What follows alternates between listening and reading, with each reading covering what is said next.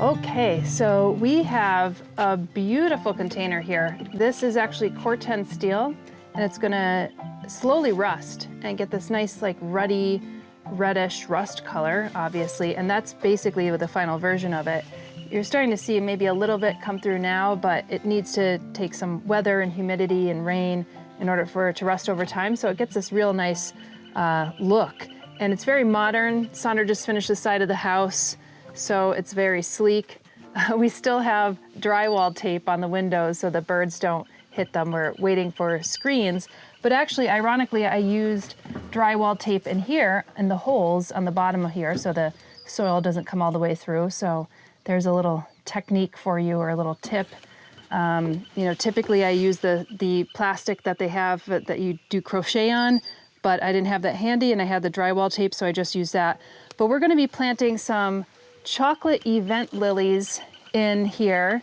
I might actually do some pineapple lilies as well, but I think that the real showpiece is gonna be the Chocolate Event Lilies. And these are a gorgeous lily, again, recurved petals, but they have this kind of melony salmon tone with this maroony rust color kind of splotched throughout. And I think with the rust color of this and the rust color of some of the red leaves of the plants that you can't see because we have no leaves quite yet, I'm going to do that. But so I think it's gonna look really good. I mean, these get pretty beefy, about 4 feet high. I'll show you the bulb. This is what it looks like. They get about 4 feet high, so they could be pretty towering. They usually don't need to be staked. They're pretty sturdy. And they're a great cutting flower as well. I should say that lilies are great cutting flowers if you want them in a vase. Even just one will actually suffice.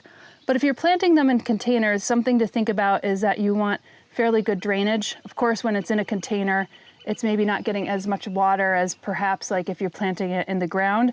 But the same principles hold, giving it some ample drainage, planting about 6 inches down, and you don't want to crowd them out too much. I mean, I might be able to fit like 5 in here.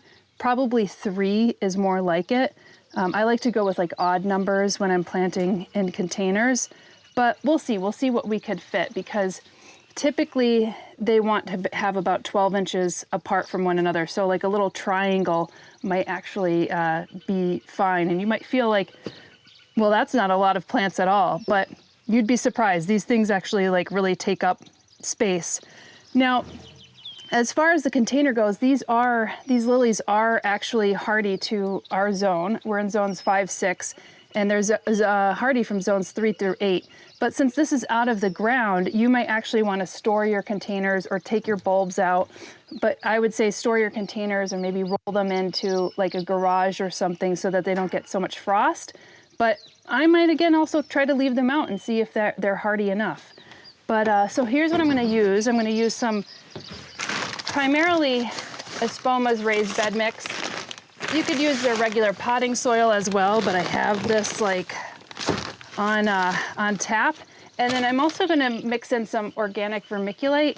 So I have a separate video on our sister channel, Plant One On Me, about the difference between vermiculite and perlite and the different qualities. And some of the qualities are overlapping, but with vermiculite in general, it holds on to water a bit more while still maintaining drainage.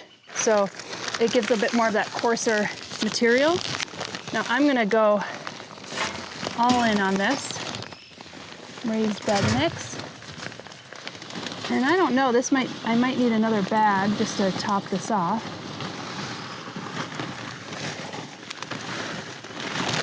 Seems like enough. I'm gonna open up the bag of vermiculite.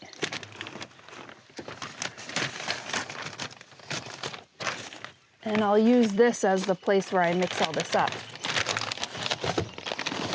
This vermiculite is a bit finer than what I'm used to. So you could get some vermiculite that's actually relatively coarse. But I'm just gonna mix that in here. So again, it's great for moisture retention, but also letting the water flow.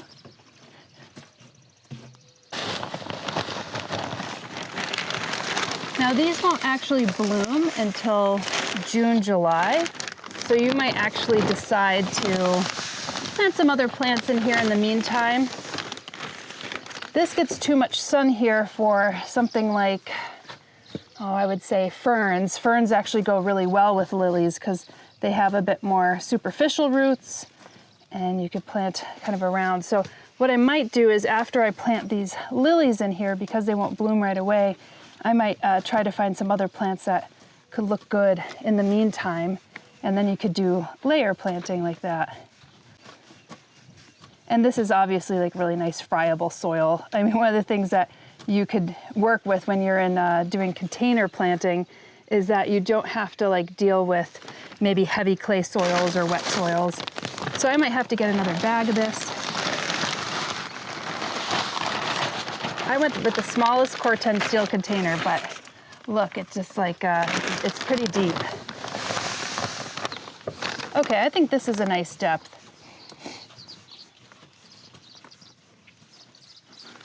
So what I'm gonna do is I'm gonna grab some of these bulbs here. And I would say, yeah, 1, 2. I am going to go a little denser. This is about 14 inches across. I would say 3 would be due, but I'm not going to do any other lilies in here. So we'll try a denser version, and then I have another one of these on the other side, and I'll probably do 3 or 4 in that just to kind of see what looks better. All right, well, I'm gonna get some more soil and put that in, and I'm gonna also, I almost forgot this, I do want to fertilize these. So I'm gonna use a little bit of bulb tone and sprinkle that in here. It's good to fertilize them in the springtime, and then you really don't need to fertilize them after that. You know, next spring would probably be the best time you could top dress it with a fertilizer. And then I'm going to put mulch on top because it does get hot here. This is, without saying, this is metal, so this will actually also heat up. So you should water it in pretty thoroughly, and I'll get the hose and we'll actually water this in. And I should say that the deck is going to be replaced here, so you can probably see the deck is in kind of dire straits at this point. So we're not going to be doing too much planting on the deck. I have to like hold off on that. But yeah, so here we go, fertilized it, and I'm just going to get some more soil to top it off. All right, so I got another bag, and then, you know, Sandra actually had a brilliant idea of taking some of the foam that actually came with this. So this is an EPS foam. We measured this. This is about 3/4 inches. This is another 3/4 inches. And this is about 1.5 inches on this side. So you could actually layer potentially 2 of these in here, even 1. But it would be about an R5 value. The reason for that, he recommended, is that perhaps that would kind of insulate the bulbs a bit more, so it would kind of keep the heat out, but then also keep the heat in. It wouldn't overheat the bulbs, it would just insulate it. So that's another option. I don't know if that's like typical or not, but we might actually try this on the, where did they go? The mallard is in the tree. Really? You see it there? I've never seen a mallard in the tree. Like no, I have not either. That's so crazy. Take a photo of it real quick? It's a long lens. So it's definitely nesting season around Flock. We have a mallard sitting in a tree right now, and I just noticed that it's trying to find a nesting spot, like desperately. So I don't know why it's not choosing around the pond, but anyway, so I'm gonna put some more on top, and then we're gonna actually try this technique on the other side, and so we could report back on that and what works better if there's actually no change at all. So again, I just need about 6 inches on top here. All right. So I think that feels about right. And we're gonna just mulch the top. I would say 1 to 2 inches of mulch. So you could add that to your 6 inches on top like there. And then that way, if this starts to settle a bit more, I could always come in with some more soil or some more mulch. But I wanna make sure that this doesn't get too hot because, again,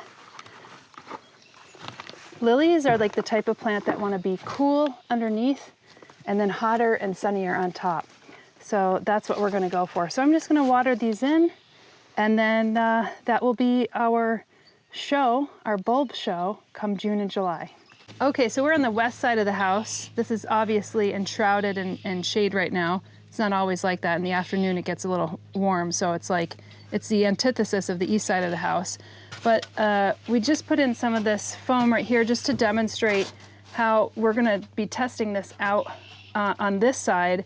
And again, I put this this fiberglass drywall tape in here as well. And so we could actually put this on the side, 1 or 2, I think we're gonna try to put 2 in here, and then we'll just try to fit this in. It's a little persnickety, but you can make it work. And then you might wanna actually cut it, so depending on where you're gonna put the soil. I planted the other one a little lower because I think what I'm gonna do is plant probably some 4-inch plants around with the lilies, because otherwise you're just gonna have like, you know, bare soil until those lilies actually pop up. So I might plant some like draping plants that will drape over this. One thing I should also note about this Corten steel planter is that if you have pressure treated wood, which actually we do, it could react with the pressure treated wood, with the metals in the pressure treated wood. So you might want to actually put this on a different kind of base. We're swapping out our deck soon, and we're going to get one of those kind of technical plastic wood decks. So there's going to be less ability for it to interact with the metals. But that's just something I wanted to bring up for anybody who has pressure treated decks, because it's so common. But obviously, if you go with a different kind of planter, like terracotta or fiberglass or anything like that, you're not going to have the potential interaction with the chemistry that's in the pressure treated wood.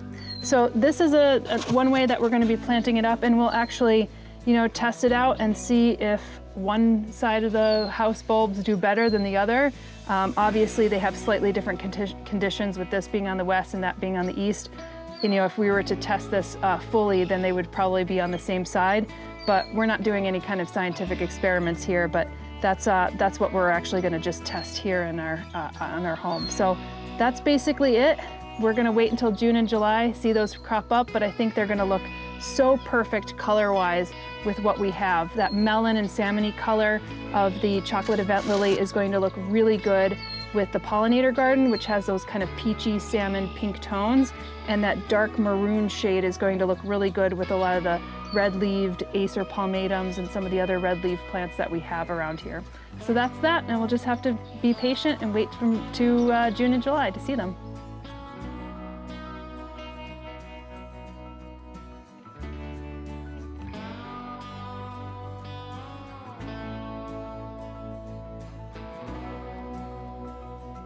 The garden is changing rapidly now that the season is warming up, so stay tuned here for progress reports. And as always, your support of the channel is appreciated. 10% of our Google AdSense revenue is being reinvested back into the Finger Lakes community, and that's matched by our partners over at Espoma Organic. Happy gardening, and we'll see you in the next episode.